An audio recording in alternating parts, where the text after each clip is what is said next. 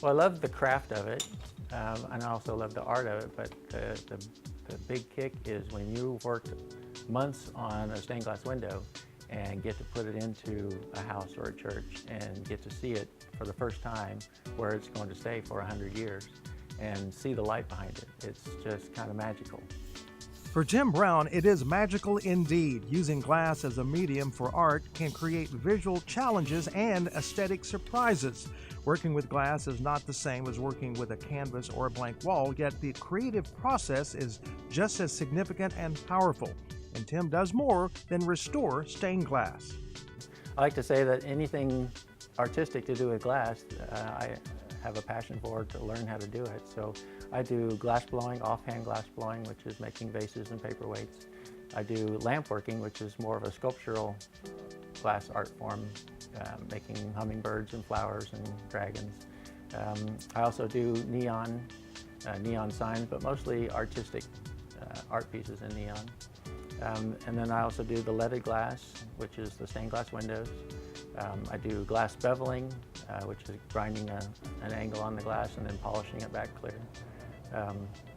And then also glass engraving, which very few people do. It was a 1991 project that brought attention to Tim's artistic abilities. He was asked to repair the stained glass windows, the arches over the south entrance of the state capitol. It took 6 months to complete. From the bottom side, we cleaned them. From the top side, we pulled them up, repaired them, and it made a dramatic difference in the way that the stained glass looked up there. Get that angle as close as we can. Tim has done work for several churches through the years. One of his current projects is for a church in Shawnee. Their stained glass windows are from 1909.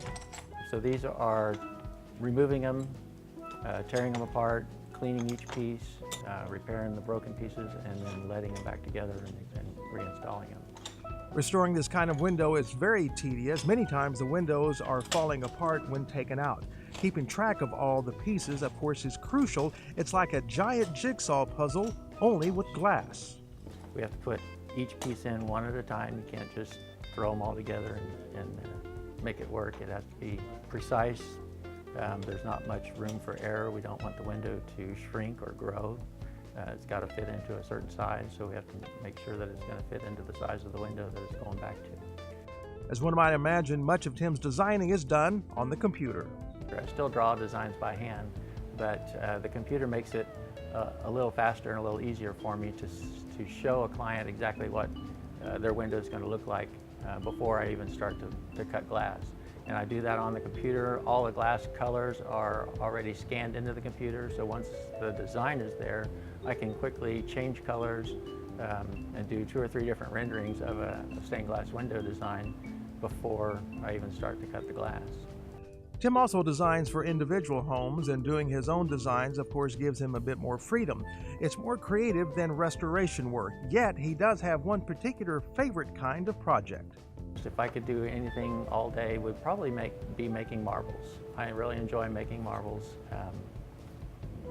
putting the colors into them, twisting them around inside the marble. That's probably the most enjoyable thing for me. Regardless of what project Tim undertakes, all of his work seems to be heavenly inspired.